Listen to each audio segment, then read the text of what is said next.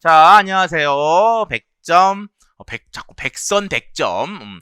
영양교사 기출문제 풀이 시끌시끌. 시끌시끌 뭐라고요? 시험에 끌려다니지 않고 시험 흐름에 끌고 나가는 뭐 그런 얘기인데 사람들도 모르고 저도 이제 아직 못 외웠어요. 자, 어쨌든 1권 기출문제 완벽수로 그러니까 한번 기출문제를 좀 관심 있게 보실 분들은 한번 봐주시면 감사하겠습니다. 자, 19번째 선이야. 19선. 자, 영양 임용고사 준비사 시끌시끌 1권의 225페이지에 있는 문제입니다.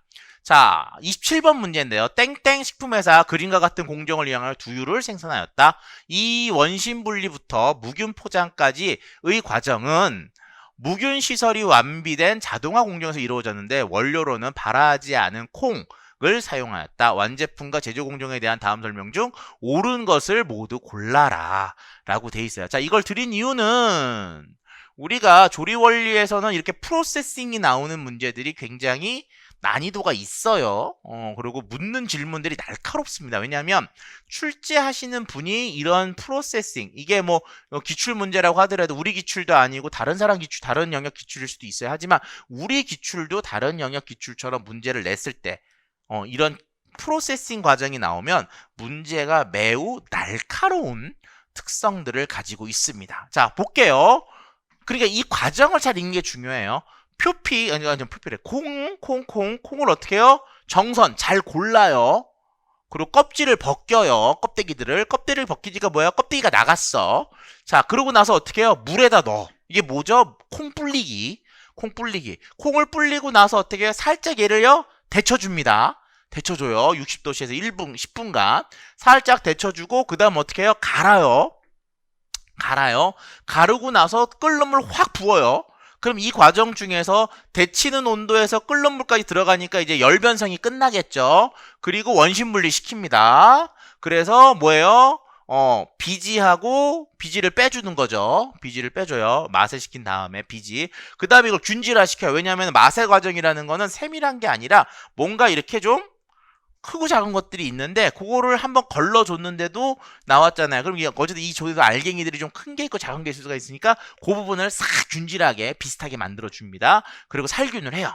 그리고 냉각해서 무균 포장해서 두유로 나가는 그런 일련의 과정인데 우리가 집에서 두유를 만드는 공정하고는 살짝 좀 다른 면이 있어요. 살짝 좀 다릅니다.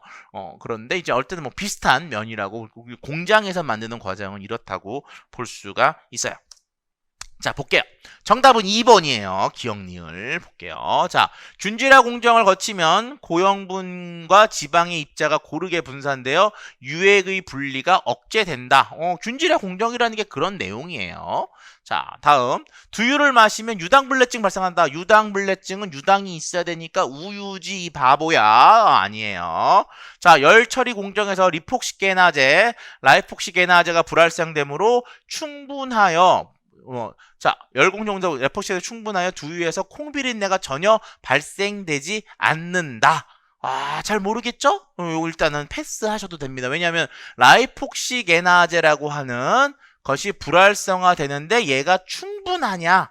라는 부분인데, 그럼 뭐예요? 효소들도요.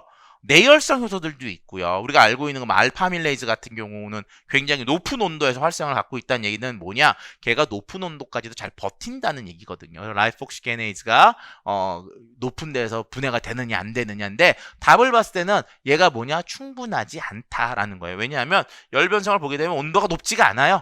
60도, 60도. 끓는 물 이렇기 때문에 100도가 안 되는 흐름들이기 때문에 열변성에는 조금 부족하다라고 보는 게 맞는 것 같고요. 또 콩비린내가 전혀 발생하지 않는다. 이런 것도 조금 무리수가 있는 말이었어요.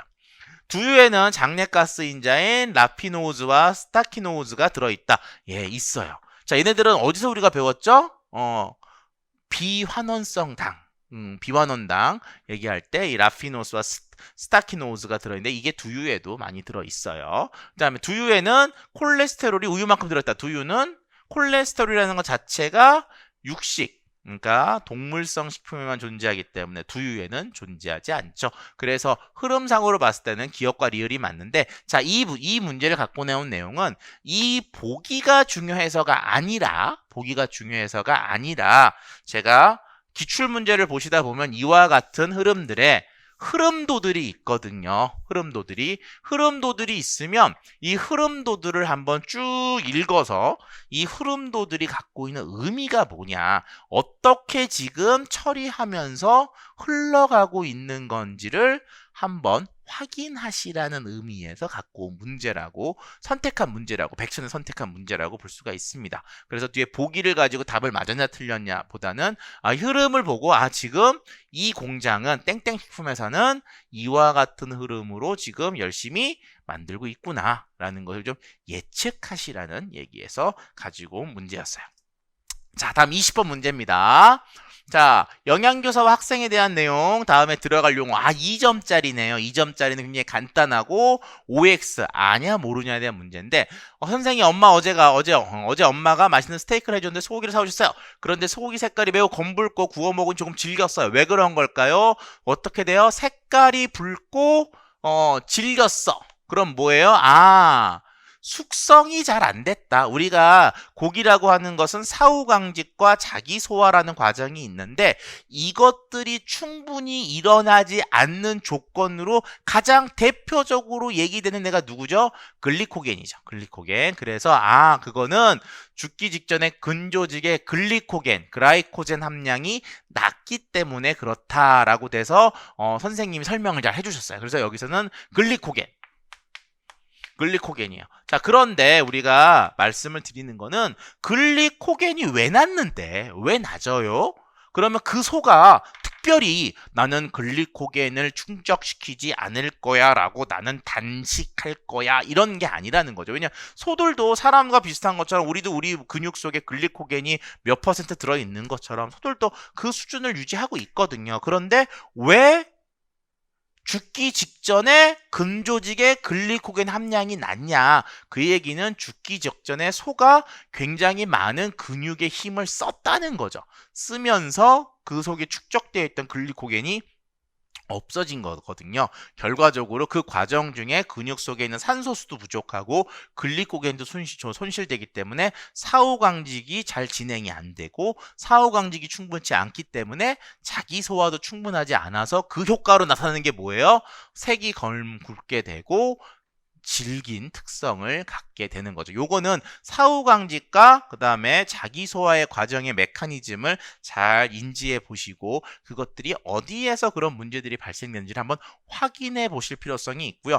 일반적으로 조리 원리에서 육류와 관련돼서는 사후강직과 자기 소화 부분에 대한 중요도는 높으니까 메커니즘, 그리고 그것들이 잘못됐을 때, 그리고 그걸 잘 되게 하는 방법, 그리고 고기와 관련된 연육 과정들에 대한 것은 정리를 해 주실 필요성이 있습니다. 자, 이렇게 해서 2점짜리 문제는 좀 가볍네요. 확실히. 그래서 이렇게 해서 뭐예요? 좋아요 눌러주시고요. 구독도 대신에 구매도 꼭 부탁드리도록 하겠습니다. 100선 100점 유형교사 기출문제 풀이. 자, 다음 시간에 계속하도록 하겠습니다.